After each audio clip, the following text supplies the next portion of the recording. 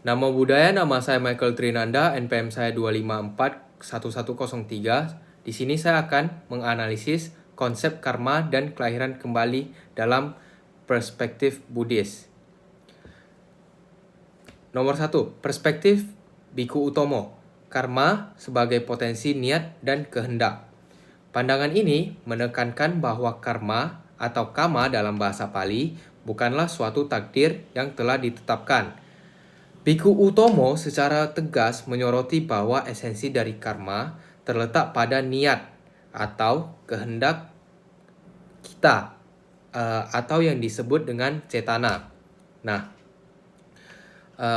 beberapa ada saya rangkum seperti prinsip aksi dan konsekuensi.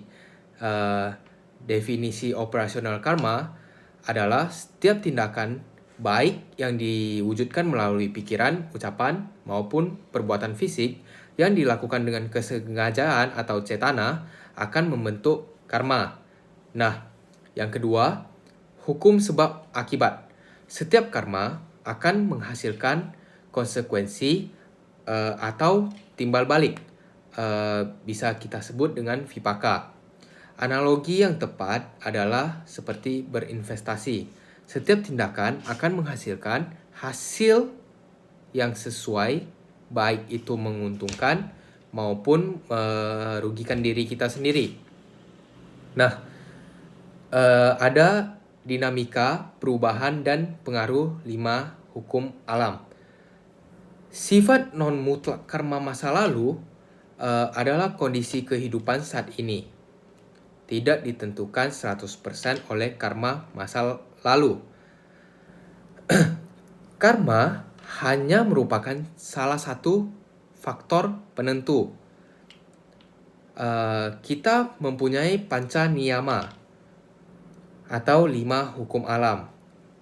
Terdapat 5 hukum alam yang berinteraksi dalam membentuk realistis, yaitu utu niyama, hukum fisika seperti musim dan cuaca. 2. Bija niyama, hukum biologi atau keturunan seperti genetik. 3. Kama niyama, hukum moralitas atau hukum karma. Yang keempat, cita niyama, hukum pikiran seperti kesadaran dan memori. Nah, yang terakhir, nomor 5 itu ada Dhamma niyama, hukum universal seperti hukum kemunculan Sang Buddha. Nah, seterusnya, otoritas kehendak. Manusia memiliki potensi untuk memutuskan rantai karma buruk saat ini melalui tindakan yang disengaja dan positif. Seperti berbuat baik, berdana, mengakhiri pikiran buruk, dan lainnya. Nah, tujuan akhir, pemutusan siklus karma. Siklus abadi, karma secara inherent tidak akan habis selama siklus eksistensi. Nibbana adalah kediaman abadi, pemutus siklus karma. Dapat dicapai dengan menghentikan semua bentuk tanha, nafsu atau keinginan, dan awija, ketidaktahuan. Pencapaian pemutus siklus ini merupakan tujuan akhir ajaran Sang Buddha. Nah, selanjutnya saya akan membahas kesimpulan dari video Pak Cornelis Wawor yang membahas tentang mekanisme kelahiran kembali, Pati Santi. Bagian ini berfokus pada proses transisi kesadaran atau kelahiran kembali, yang bisa kita sebut Pati Santi. Dalam siklus eksistensi atau yang bisa kita sebut samsara, yang dianalogikan sebagai proses transfer data kesadaran. Yang pertama, pemicu utama samsara. Pemicu utama samsara itu adalah tanha. Tanha atau yang biasa kita ketahui nafsu atau keinginan.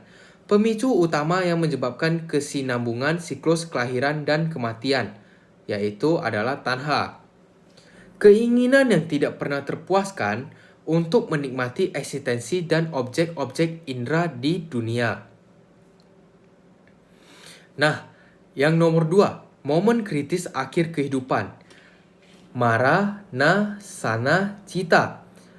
Detik-detik akhir kehidupan kita atau bisa kita bilang OTW meninggal adalah momen krusial di mana kesadaran kematian atau bisa kita sebut cuti cita bertransisi menjadi kesadaran sambungan kelahiran atau bisa kita sebut dengan pati santi cita.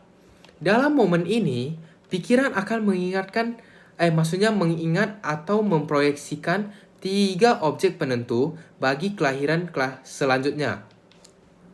Yang pertama itu ada kama.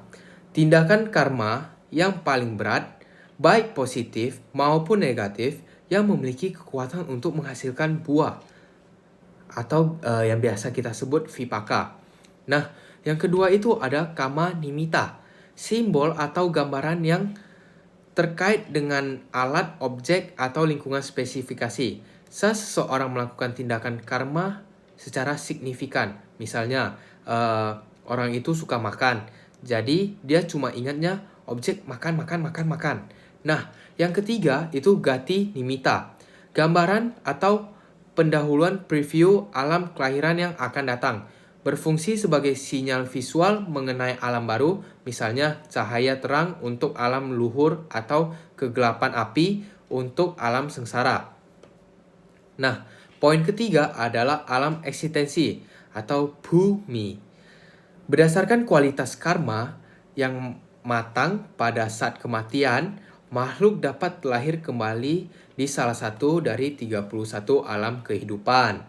Nah, alam-alam ini terentang dari alam sengsara yang biasa kita sebut dengan apaya hingga alam-alam luhur, dewaloka dan brahmaloka.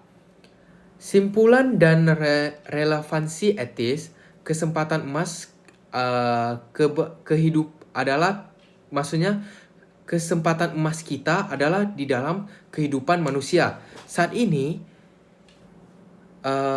kehidupan manusia adalah sebuah kesempatan yang berharga karena sampati untuk secara aktif menanam kama sankara atau supaya kita bisa berbuat kebajikan dan karma baik.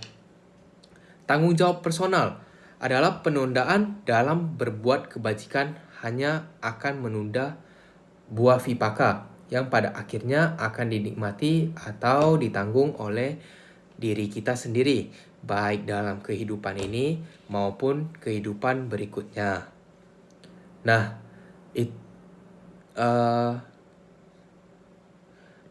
Masih ada satu lagi, yaitu implikasi etis. Kehendak atau cetana dan tindakan positif adalah kata sandi yang menentukan kualitas kesadaran sambungan kelahiran kita di masa yang akan datang, pati santi cita, dan arah eksistensi di masa depan. Nah, berikut adalah kesimpulan yang saya tahu lihat dari 2 video tersebut. Mohon maaf jika ada kesalahan kata. Nama saya Michael Trinanda, MPM saya 2541103, berasal dari kelas BUMJ. Namo Buddhaya, terima kasih.